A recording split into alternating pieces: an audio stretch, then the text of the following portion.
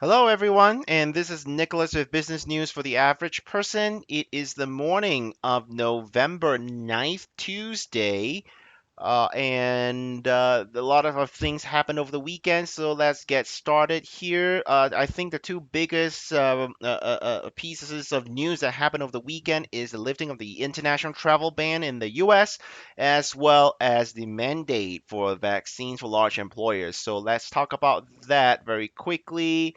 And what I wanted to talk about is the first one, the mandate for large employers, businesses with more than 100 employees. They were supposed to have the employees either vaccinated or get tested weekly, and the date was supposed to be January 4th, but um, the courts halted that. Regardless, I think employers are not going to wait for the legal battles to begin and conclude anything. They're just going to ask for employees to be vaccinated.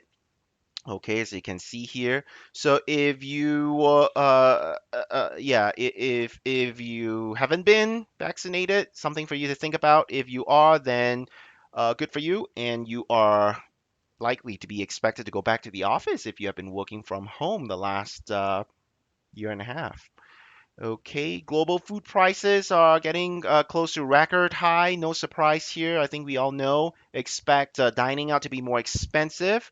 Expect groceries bills to go up.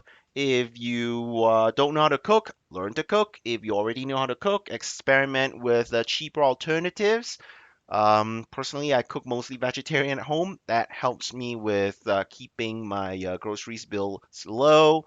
Christmas trees may be harder to find. Real trees are getting affected by climate change. Manufactured trees are getting affected by supply chain issues. Again, no surprise there. Perhaps shop at a thrift store. They need your business, right?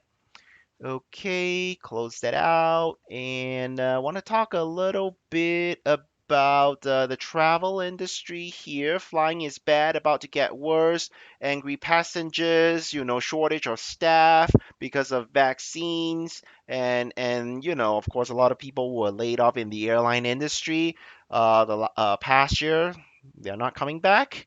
And airlines are having problems, trouble training, retaining staff here, right? So no surprise there. And we just talked about reopening of borders.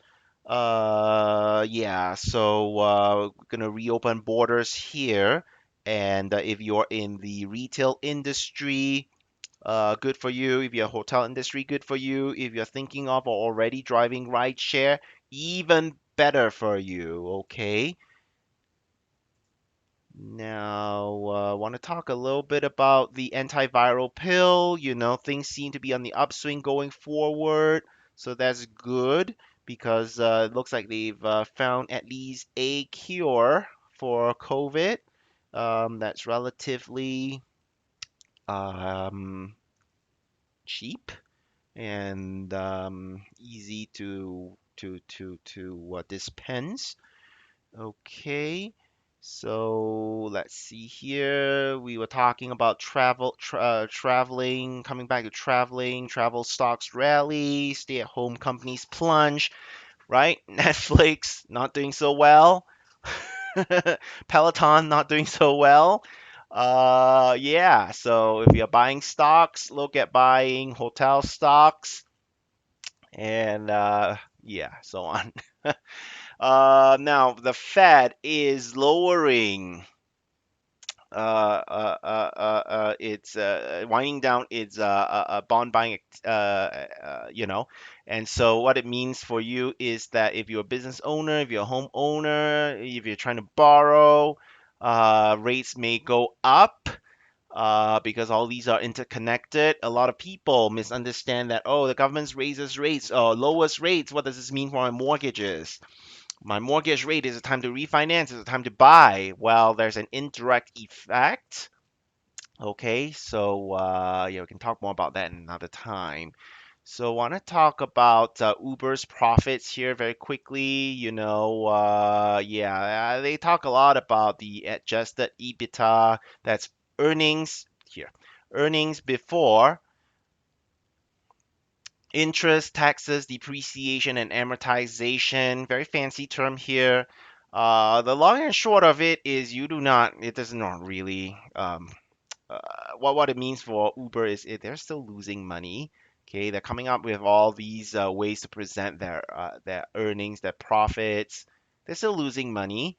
So if you are an Uber driver or Lyft for that matter, they still haven't figured out a way to make money from the rideshare business. Okay, don't expect your rate of pay to go up. If you are a passenger, expect your fares to go up as they try to find ways to be profitable. All right. Okay, but their revenues are up, as you can see here, and I think revenues will continue to go up as they bring back carpooling, as well as international tourism resumes back in the U.S. anyway. Airbnb profits surge in the third quarter, and this was before the travel ban was lifted. Expected to go up, right? And interestingly, I want to talk about the hotel industry here. Hotel industry is looking at charging a la carte for things, services that they provide. Oh, you want your room to be serviced twice during your week-long stay? We're going to charge you. Or you want a hot breakfast? We're going to charge you. You want to use a swimming pool? We're going to charge you. So Airbnb may actually be a beneficiary of this because, I guess they're relatively more upfront about what they charge for, right? Okay, let's talk a little bit about Zillow. I talked about it in my inaugural video last week, and what's going on is, Barbara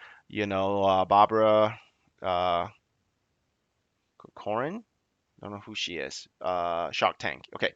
Now, she says that Zillow's business model, home flipping business model, made no sense. Now, Zillow is claiming that they entered the market at the wrong time. They underestimated the volatility of the home flipping business, especially during these unprecedented times. What I feel is this is for those economics students, economics 101 students. Um, yeah, this tells you that home flipping is not a scalable business, meaning to say you can make money doing it one, two, three at a time. You're not likely to get any economies of scale doing it hundreds at a time, right? Okay. Next year, want to talk about the labor shortage and labor productivity here. Okay, if labor shortage continues, U.S. economy won't be able to recover. Yeah, because if you don't have labor, you can't produce the goods and services that you need to sell, right? Makes sense. And what this means is that if you are a an employee, if you haven't already got or asked for a pay increase, you should already be doing that now because look, everyone is hiring UPS, USPS, huh? Okay. All right. And things are expected to get worse in the short run. Okay. See, it's attracting people to come back to work because of the high wages. People are a bit more willing to put up with more BS, right? Okay. People are coming back to the workforce. See? So if you haven't already asked for a pay increase, do so now because all the industries are doing so. Okay. Look at that. Airlines as well. Okay. Well, want to talk about very quickly about this. Europe is once again at the epicenter of COVID pandemic. What we have seen in the last 2 years is that whatever happens in Europe and Asia, it tends to happen in the U.S. A few months down the road. So what I have to say to this is continue to be cautious and stay safe, everybody. Okay. Again, from what I'm seeing, what policymakers are doing and predicting, it looks like they expect COVID to be endemic instead of remaining a pandemic, meaning to say we expect it to remain with us, like much like the flu, and we're gonna have to learn to live with it with vaccines and other precautions. Okay, AT&T and Verizon shares are falling because of concerns with 5G safe interference with airline safety systems. So what that means is you and I will just have to wait a little bit longer for our faster movie downloads on our mobile phones if we're not connected to Wi-Fi. All right, and that is it for business news for the average person. Please consider liking and subscribing, and feel free to mention in the comments what you would like me to improve on. This is just my second video, and again, this is Nicholas. This is the morning of Tuesday, November 9th, 2021. Take care, everybody, and stay safe. See you soon.